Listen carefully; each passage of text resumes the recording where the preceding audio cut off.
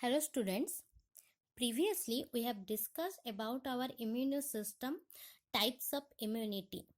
So the types of immunity are innate immunity and acquired immunity. Innate immunity is the inborn immunity because we get that immunity from our parents, and acquired immunity is the adaptive immunity, and that immunity is gained by an individual during its lifetime.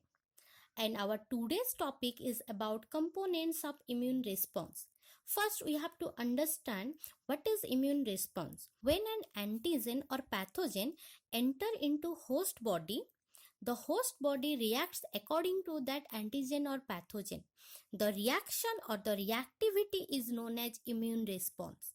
The immune response is based upon two components or two kinds of immunity. One is humoral immunity and another is cell mediated immunity. Humoral immunity is otherwise known as antibody mediated immunity or AMI because it is due to the presence of antibody, and the antibody are present in blood plasma or lymph. Simply it is present in the body fluid. So humoral comes from a Latin word that is humor or body fluid.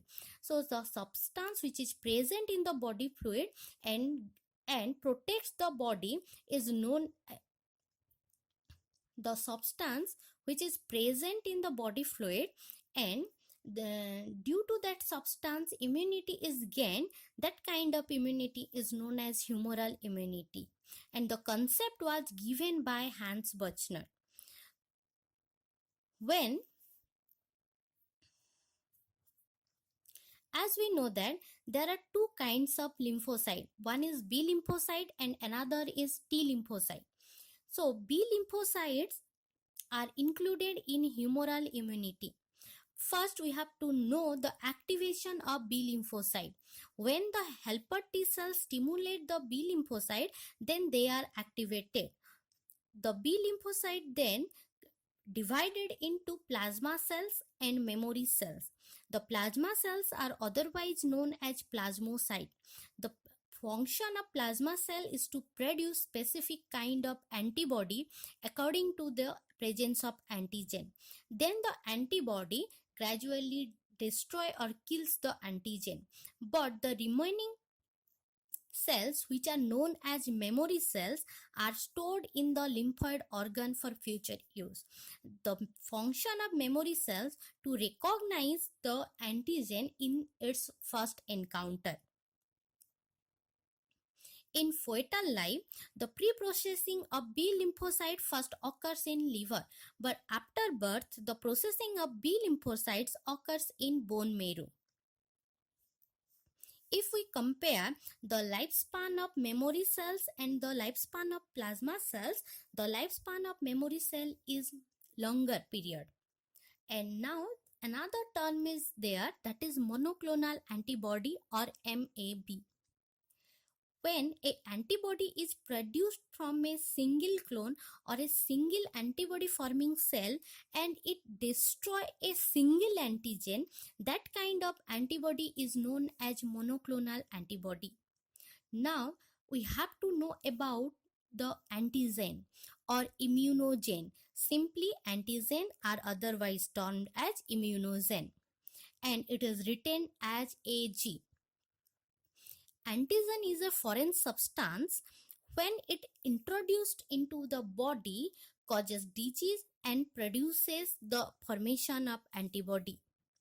Usually the antigens are protein, or in sometimes they are nucleic acid or many kind of polysaccharides.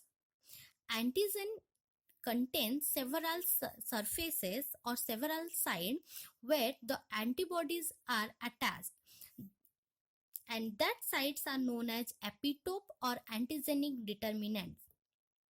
The shape and size of epitope varies from antigen to antigen, and they react with specific type of antibody only. When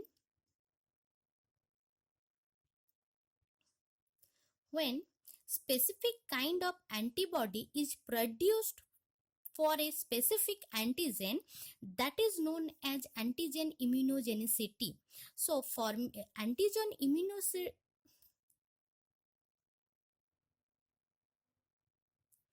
after antigen immunogenicity, formation of antigen antibody complex occur. So we have to understand about antigen antibody complex. The interaction between antigen and antibody is known as antigen antibody complex, and after that the body reacts, and that reaction is known as antigen reactivity. So in this process three things are included. First is the production of specific kind of antibody, that is known as antigen immunogenicity. Next is the interaction of antigen or antibody, that is known as antigen antibody complex. And third is the reaction, and that is known as antigen reactivity. If an antigen contains antigen immunogenicity as well as antigen reactivity, so that kind of antigens are included in a complete antigen, or also known as complete antigen.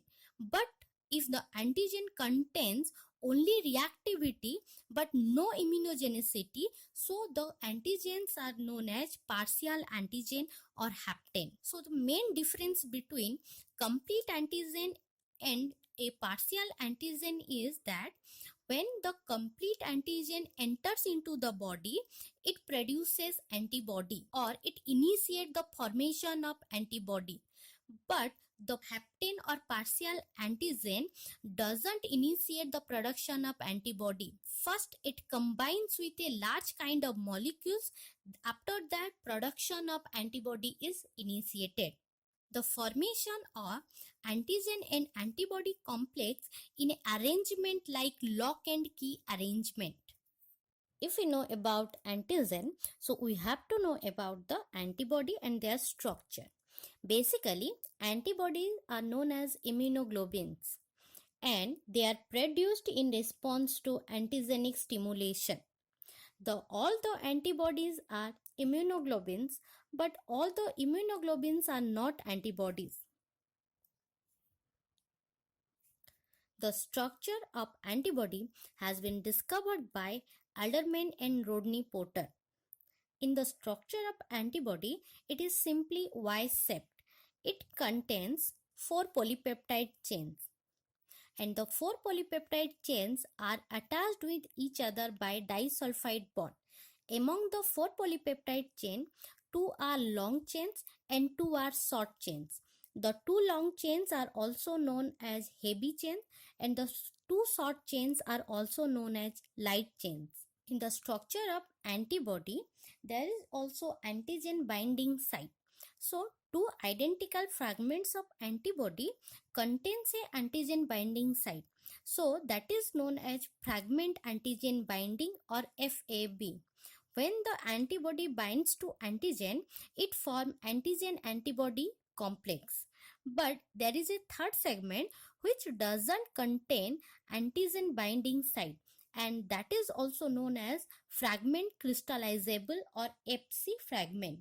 So there are two section in antibody. One is fragment antigen binding, where antigen binds with the antibody, and another is fragment crystallizable, and that fragment crystallizable doesn't contain any antigen binding site. The next segment is our mechanism of action of antibody.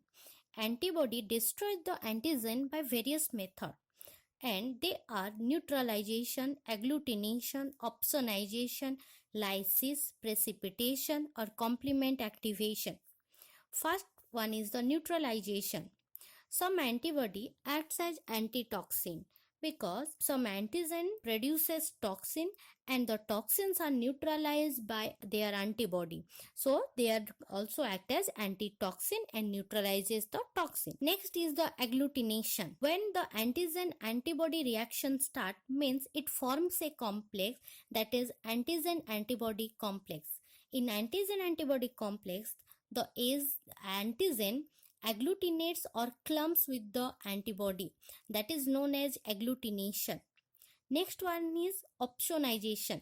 In this process, the antigens are coated with antibody, and the antibody are here called as opsins, and the process is known as opsonization. When the antibody coats the antigen, after that they destroy the antigen by the process of phagocytosis. Next one is our lysis. The antibody attacks the membrane of antigen and ruptures the cell, and it destroys the antigen. Next one is our precipitation. Precipitation means the antibody first converts the antigen into a soluble mass, and then the soluble mass converts into a immobile gel, and after that it precipitates. And the next one is the complement activation. There are many kind of complement proteins which helps the antibody to destroy the antigen. After the formation of antigen antibody complex, the complement proteins are get activated, and then the antigen is destroyed. Next come to our types of antibody. The antibody are classified into 5 classes, and the 5 classes includes immunoglobulin A, immunoglobulin D, immunoglobulin E, immunoglobulin M, and immunoglobulin G. The first one is immunoglobulin A. Immunoglobulin A is also called as secondary immunoglobulin, and where it is present? It is present in the secretions like saliva, milk, tear, urinogenital secretion, and most importantly, it is present in the colostrum. Now, what is colostrum? Colostrum means it is the first milk that is produced or secreted by a mother after parturition. The function of immunoglobulin A is to protect from inhaled or ingested pathogen also. Simply, immunoglobulin A has an additional peptide chain in its structure which is called as joining J chain. Next immunoglobulin is immunoglobulin D. It is found in the serum. It is present on the surface of B lymphocyte, which are destined to differentiate into antibody producing plasma cells, and it is very effective against toxin and allergen. Next immunoglobulin is immunoglobulin E, and the immunoglobulin E is involved in immediate allergic reaction because it attaches to basophil and mast cell. They secrete histamine. The unique property of immunoglobulin E has heat lability, means it inactivated at 56 degree temperature in 1 hour. It also mediates type 1 hypersensitivity. Next immunoglobulin is immunoglobulin M. It is the largest antibody, and it is named as a macroglobulin, at least 5 times larger than immunoglobulin G. It has also additional polypeptide chain, that is J chain. Immunoglobulin M is the oldest immunoglobulin, and the most important thing about immunoglobulin M is that it is the first antibody that is produced by plasma cells. Next immunoglobulin is immunoglobulin G. The most important thing about immunoglobulin G is it can cross the placenta. Now, what is placenta? Placenta is the temporary connection between a developing fetus and a mother. And the immunoglobulin G is very much effective against bacteria, virus, toxins, fungi, and it increases the immunity of newborn. It also stimulates phagocyte and complement system. Now come to our second type of immunity, which induces the immunoresponse, that is cell mediated immunity.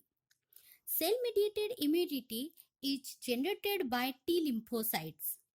As we know that T lymphocytes are originated from bone marrow, then they migrate to thymus for their maturation and proliferation through the blood circulation.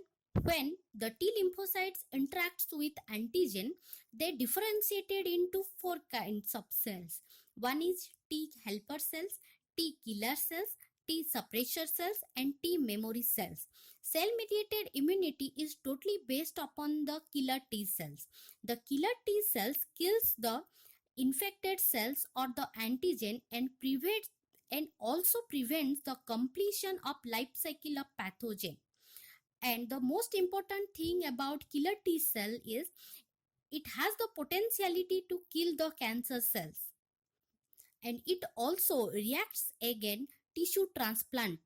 So basically, the cell-mediated immunity protects the body against virus, fungi, bacteria which enters into the body. And now come to our next segment of immunity, that is own immunity and borrowed immunity. So our own immunity is known as active immunity and the borrowed immunity is known as passive immunity. First come to our active immunity or own immunity. The immunity which is gained or acquired by the previous disease or by any kind of vaccination, that is known as active immunity. Active immunity is further classified into two categories. One is natural active immunity and other is the artificial active immunity. First come to our natural active immunity. When a person recovered from any kind of disease, that is known our natural active immunity or natural own immunity. For example, if a person recovered from smallpox or measles or mumps, then our body is immunized to that disease. So it is comes under the natural active immunity. Now come to our artificial active immunity. If we take if we take vaccines, that comes under if we take vaccines that comes under artificial active immunity. For example, BCG vaccine is used for tuberculosis. The lifespan of active immunity is very few months or for lifelong. The antibody produced during the active immunity are harmless and they are effective for large number of infection, but they provide a slow relief to the patient. Now come to our passive immunity or that is borrowed immunity. The immunity which is gained or acquired by antibody formed in another organism, and after their formation they are extracted and injected into the person, that is known as borrowed immunity. So the antibodies are ready-made form because they are not produced in our body. They are produced in another organism and extracted or collected and then given to us. The passive immunity is also classified into two types. One is natural passive immunity and another is artificial passive immunity. First come to our natural passive immunity. When a mother transferred the antibody to the developing fetus through placenta, that is called natural passive immunity. For example, we already know that there are 5 classes or 5 types of antibody. Among them, immunoglobulin G is included, and the main function of immunoglobulin G is to cross the placental barrier and it gives the immunity to the newborn. So here the antibody immunoglobulin G is produced in mother body and then transferred into the newborn's baby. Here the immunoglobulin G is produced in mother's body but it is transferred to the fetus. So this is known as natural passive immunity. Now come to our next, that is artificial passive immunity. When the ready-made antibodies are taken by a person for certain diseases, that is known as artificial passive immunity. For example, anti-tetanus serum which is used for tetanus. The lifespan of passive immunity is for a short time, but it provides first relief to patient, but the immunity is effective for a limited infection and the antibody that are used may be cause harm to the person. Now come to our the main segment, that is immune response. As we know that the reaction of the body against the antigen is known as immune response.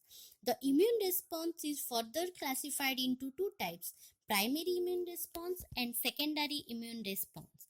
First we have to memorize that primary immune response, or what is primary immune response. When the body reacts, the first attack of antigen is known as primary immune response. Means when the antigen enters to the body and our body reacts for the first time, that is known as primary immune response. And the antigens are destroyed either by antibody, killer T cells, or macrophages. And it takes a weak to kill that antigen. During this period, B cells divide and form plasma cells and that produce antibody against the antigen. If we recover from certain infections automatically, then our body's immune system is working and our primary response is also very good. Now next is our secondary immune response. When the body reacts with the attack of same microbe for second time or subsequent time, that is known as secondary immune response. This response is quicker because we already have the memory B cells, and the memory B cells activate the production of antibody. Because the memory B cells remember that it has previously encountered this type of infection. There is a flow chart when the microbes enter or the pathogen enters into the body, and that is destroyed by our lymphocytes.